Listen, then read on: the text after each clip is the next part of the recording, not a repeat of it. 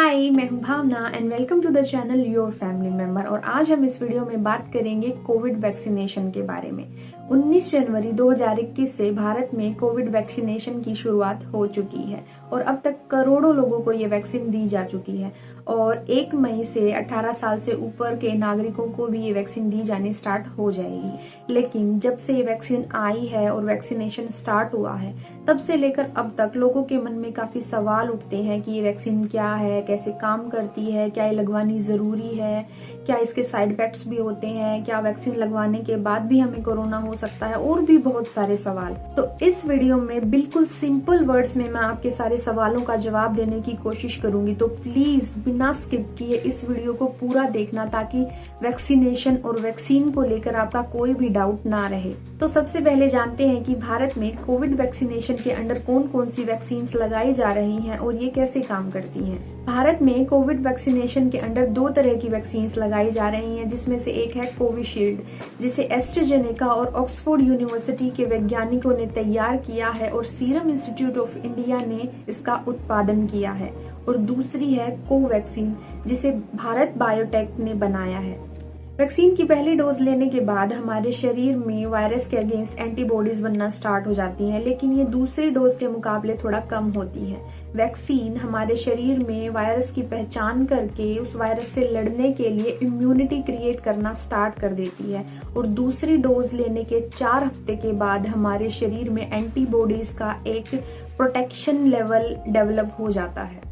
भारत में 45 से 60 साल के नागरिकों को वैक्सीन लगाई जा रही है और इसके लिए ऑनलाइन रजिस्ट्रेशन हमें कराना होता है। ऑनलाइन रजिस्ट्रेशन के लिए सरकारी वेबसाइट पर हम जा सकते हैं, जो है www.cowin.gov.in, या फिर आरोग्य सेतु ऐप पर भी रजिस्ट्रेशन कराकर हम वैक्सीन के लिए अपॉइंटमेंट बुक करा सकते हैं। ये रजिस्ट्रेशन हम 9 से 1 के बीच में करा सकते हैं और 1 मई से 18 साल से ऊपर के नागरिकों के लिए वैक्सीनेशन स्टार्ट हो रहा है, तो उसके लिए 24 अप्रैल से उनके लिए रजिस्ट्रेशन स्टार्ट हो जाएंगे। बहुत से लोग ऑनलाइन रजिस्ट्रेशन कराने में सक्षम नहीं है, तो वो वैक्सीनेशन सेंटर पर जाकर भी रजिस्ट्रेशन करा सकते हैं। इसके लिए उन्हें अपना एक ID कार्ड लेकर जाना होगा, जैसे आधार कार्ड, वोटर कार्ड या कोई और ID कार्ड, और वहां पर मौजूद वैक्सीनेशन सेंटर पर मौजूद वॉलेंटियर्स उन्हें ऑनलाइन रजिस्ट्रेशन करने में हेल्प करेंगे।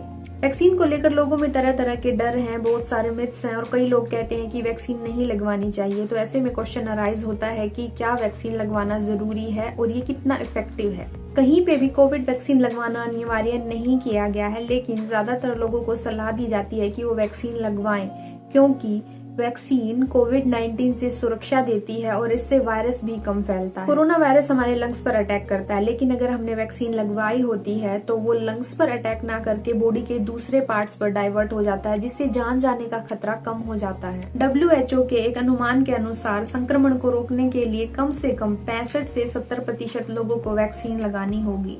और रही बात इसके इफेक्टिव होने की, तो भारत में जो 2 वैक्सीन लगाई जा रही हैं उसमें से एक है कोविशील्ड। उसके इंटरनेशनल क्लिनिकल ट्रायल के डेटा दिखाते हैं कि ये 90% तक कारगर है, और दूसरी वैक्सीन है कोवैक्सीन। उसके तीसरे चरण के ट्रायल के डेटा हमें दिखाते हैं कि ये 81% तक कारगर है। इसके अलावा भारत में रूस के स्पुतनिक V को भी इस्तेमाल की मंजूरी मिल चुकी है, जो कि कोविड-19 के अगेंस्ट 92% तक सुरक्षा देती है। टीवी पर, न्यूज में, सोशल मीडिया पर बहुत सारी ऐसी न्यूज आती हैं जो दिखाती हैं कि कोविड वैक्सीन लगवाने के बाद साइड इफेक्ट्स भी देखने को मिलते हैं। तो चलिए जानते हैं कि ये साइड इफेक्ट्स क्यों होते हैं और क्या क्या वैक्सीन के साइड इफेक्ट्स देखने में आ रहे हैं। जब वैक्सीन हमारी बॉडी में जाती है तो हमारी बॉडी रिएक्ट करती है और इसी दौरान हमारा इम्यून सिस्टम रिस्पॉन्स यानी काम करना शुरू कर देता है, और इसी वजह से कुछ लोगों में बुखार, सर दर्द, ठंड लगना, चक्कर आना, बाजू में दर्द, शरीर में दर्द, ये सब दिक्कतें उनको हो जाती हैं। लेकिन ये दिक्कतें अगर 3 दिन से ज्यादा रहें तो डॉक्टर को जरूर बताएं। वैक्सीन लगवाने के बाद होने वाले साइड इफेक्ट्स हमारे खान पान और लाइफस्टाइल पर भी डिपेंड करते हैं। अगर आप वैक्सीन लगवाने जा रहे हैं तो आपको सलाह दी जाती है कि आप खूब पानी पिएं और ऐसे फ्रूट्स खाएं जिनमें पानी की मात्रा काफी होती है, जैसे तरबूज, खीरा, ककड़ी। वैक्सीन लगवाने के बाद शराब बिल्कुल ना पिएं, क्योंकि शराब पीने से बॉडी में पानी की कमी हो जाती है, जिससे वैक्सीन के साइड इफेक्ट्स बढ़ जाते हैं और वैक्सीन से क्रिएट होने वाली इम्यूनिटी भी वीक पड़ जाती है। आप वैक्सीन लगवाने जा रहे हैं तो इस बात का ध्यान रखें कि अगर आप कोई रेगुलर मेडिसिन खा रहे हैं या आपकी कोई मेडिकल हिस्ट्री है, यानी आपको कोई बीमारी थी या अभी कोई बीमारी है या किसी चीज से आपको एलर्जी है, कोई खाने की चीज या कोई दवाई, तो वहां मौजूद डॉक्टर को ये बात जरूर बताएं और उन्हें डिसाइड करने दें कि आपको वैक्सीन लगानी है या नहीं लगानी है। क्योंकि कुछ दवाइयां ऐसी होती हैं जैसे इम्यूनोसेपरेशन या फिर खून पतला करने वाली दवाइयां जिसमें वैक्सीन नहीं लगानी चाहिए। प्रेग्नेंट लेडी को वैक्सीन नहीं लगवानी चाहिए, ऐसी भी खबरें सुनने में आ रही हैं, क्योंकि अभी तक प्रेग्नेंट लेडीज पर इस वैक्सीन का ट्रायल नहीं हुआ है और वैक्सीन के साइड इफेक्ट्स की वजह से प्रेगनेंसी में प्रॉब्लम आ सकती है और प्रेगनेंसी के टाइम पे इम्यूनिटी भी काफी वीक हो जाती है। इस वजह से वैक्सीन का असर अलग तरह से हो सकता है।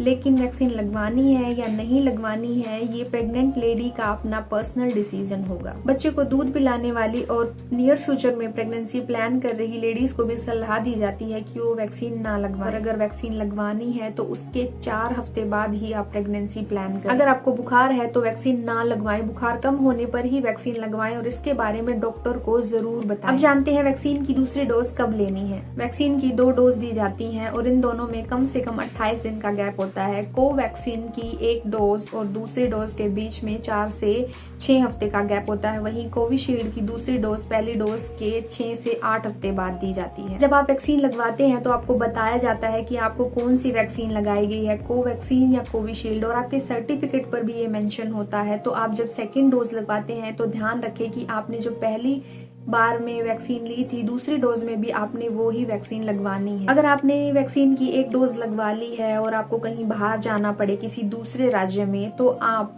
सेकेंड डोज दूसरे राज्य में भी लगवा सकते हैं। बस आपको ये ध्यान रखना है कि आपने दोनों बार एक ही वैक्सीन की डोज लेनी है।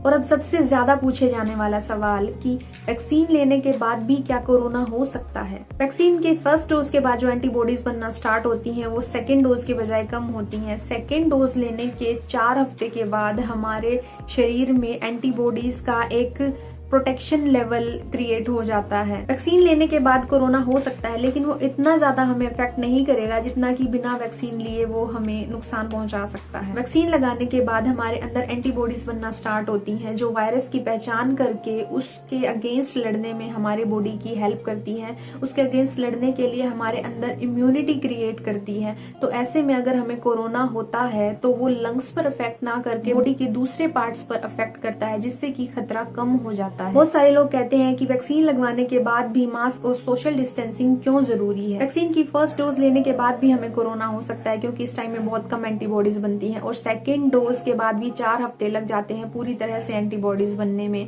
ये वैक्सीन वायरस को खत्म नहीं करती है, बल्कि उससे लड़ने में हमारे शरीर की हेल्प करती है। वैक्सीन लगवाने के बाद अगर हमें कोरोना हो जाता है तो इस वैक्सीन से बनी एंटीबॉडीज की मदद से हम उस वायरस से लड़ सकते हैं। लेकिन अगर हमसे किसी ऐसे आदमी में कोरोना ट्रांसफर हो गया जिसको वैक्सीन नहीं लगी है, उसके लिए तो खतरा हो सकता है ना। इसलिए मास्क लगाना जरूरी है और सोशल डिस्टेंसिंग भी जरूरी है। एक और सवाल जो बहुत बार पूछा जाता है कि क्या ये वैक्सीन कोरोना के नए स्ट्रेन पर भी असरदार है, तो इसका कोई क्लियर जवाब नहीं, लेकिन फिर भी वैक्सीन लगवाने की सलाह दी जाती है, क्योंकि ये नए स्ट्रेन पर असरदार नहीं है, इसके भी कोई सबूत अभी तक नहीं है। कोविड वैक्सीन को लेकर पूरी जानकारी आपको देने की मैंने कोशिश की है। आई होप आपके सब डाउट्स क्लियर हो गए होंगे।